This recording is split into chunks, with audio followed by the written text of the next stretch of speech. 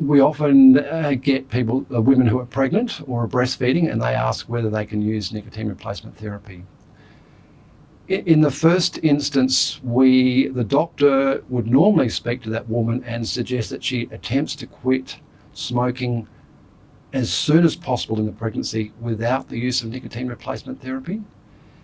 And that would give the best benefit for both the mother and the baby. However, if the woman tries to quit and finds they can't, then they should quickly return to their health professional and talk to them about trying what we call an intermittent supply of nicotine replacement. So something that's not continuous, like a patch which goes on and gives you the medication all day, but something that you could just use in short bursts, like a piece of gum or a spray or the inhalator.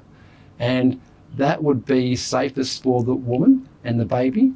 And the health professional would normally encourage that woman to probably use that NRT product for as short a time as possible in the pregnancy, so that the baby is not exposed to nicotine throughout the pregnancy if possible.